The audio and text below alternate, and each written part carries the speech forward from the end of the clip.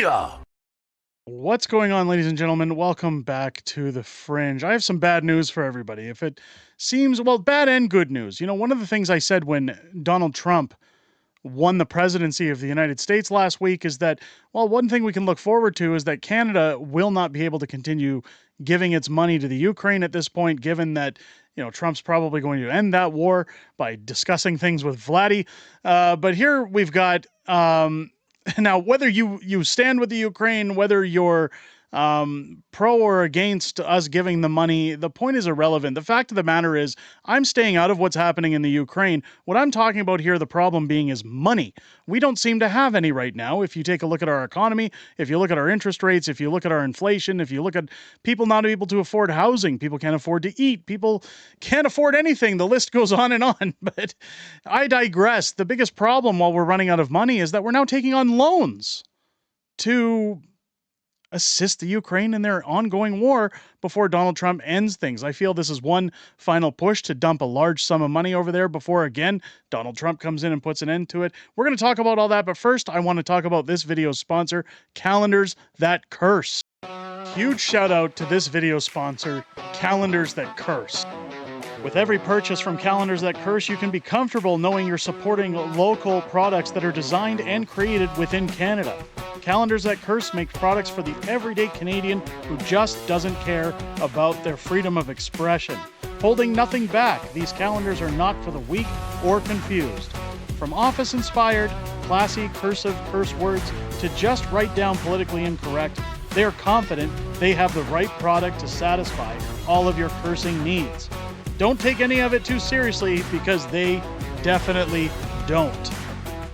Calendars That Curse offers unique products, and one that I definitely have found is my favorite, and can assure you that this upcoming year I will be posting Calendars That Curse within the Fringe's home, and I highly advise you guys go out and support local and grab yourself one the same. That's over at calendarsthatcurse.ca, link below in the description. Go and grab yours right now.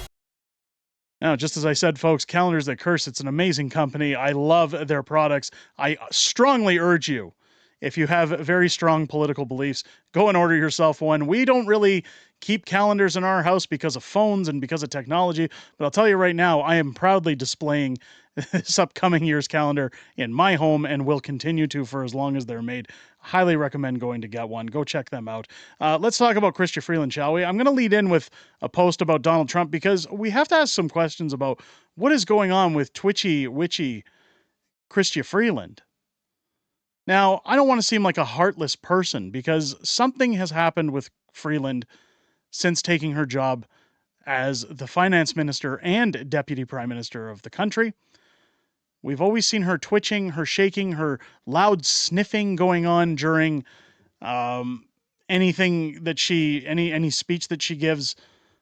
But this video clearly shows either mass Trump derangement syndrome or she's got a real problem. And I don't want to seem too heartless, but maybe a doctor should take a look at her.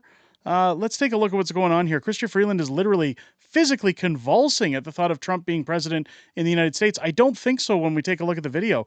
Is this about her fears for the regime in the Ukraine, or perhaps it has nothing to do with well-known rumors she's involved with the world of Coca-Cola? Says here, Ryan Gerritsen tweeting out, okay, what the hell happened to Freeland during this part of the questions regarding the incoming Trump administration? It's very loud, but take a look at her facial expression and body language as this is going on. You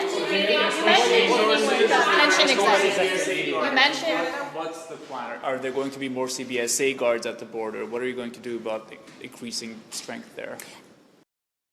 I'm just going to let this continue to play. Like, look at her face. I don't know if this is anxiety, if it's stress, if it's a tic. If it is a drug problem, I really don't. Like, look at Melanie Joly standing next to her. Like, she's calm as a cucumber, given the usual smiles and batting of the eyes that, you know, typical liars give when they're standing up to speak with people. Freeland here, like, it's almost sad to watch.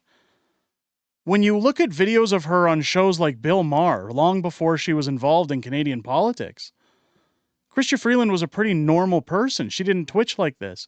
Again, very curious as to what's going on. Now, I don't want to cut her too much slack because here's this article coming forward that Canada is now to provide the Ukraine with nearly $4 billion as part of G7 support.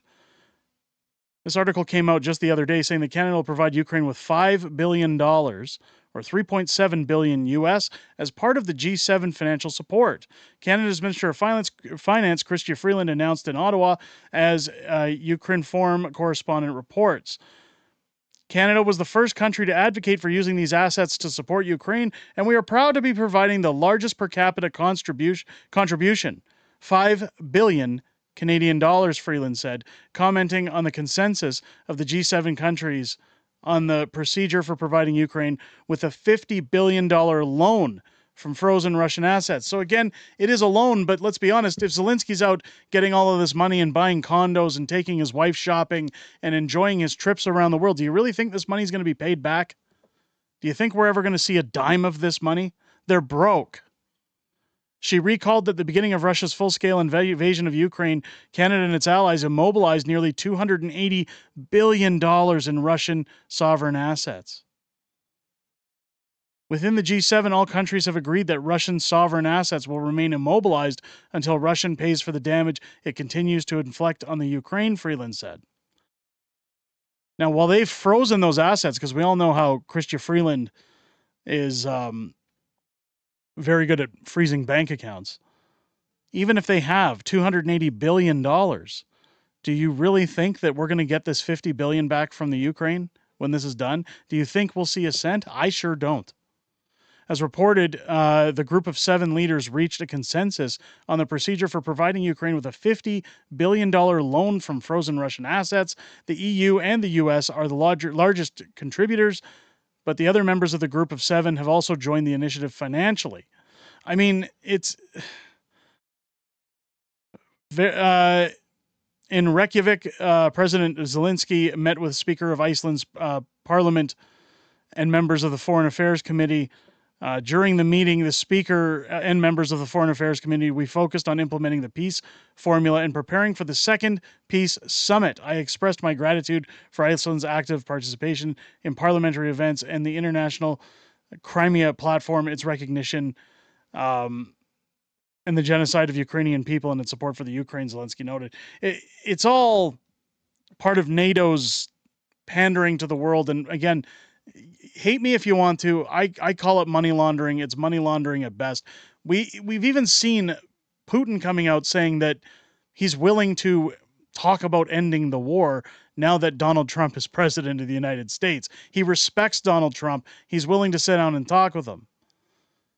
I'm not sure where we're going to end up when all this is said and done, but what I can tell you is that I don't expect Canada to see a single dime of that money when it's finished. I'm grateful again at the prospect of things with the Ukraine coming to an end very, very soon, hopefully. But we're broke. We're out of money. Someone please explain to me when enough is enough and how we just get this to stop, with or without Donald Trump. Let me know your comments down below if it's your first time here. I hope this video has earned your subscription. Make sure as you're clicking that button, you hit the bell for notifications. Join me live here on the channel each and every Friday night for Friday Night Fringe, our live streaming show, where we talk about everything going on this week in politics, everything coming up in the week ahead, and some back and forth within our communities.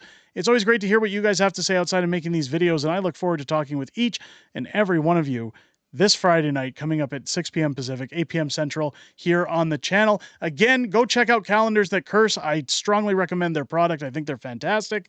With that being said, ladies and gentlemen, I hope you guys enjoyed this video and have a great rest of your day. I'll catch you on the next one.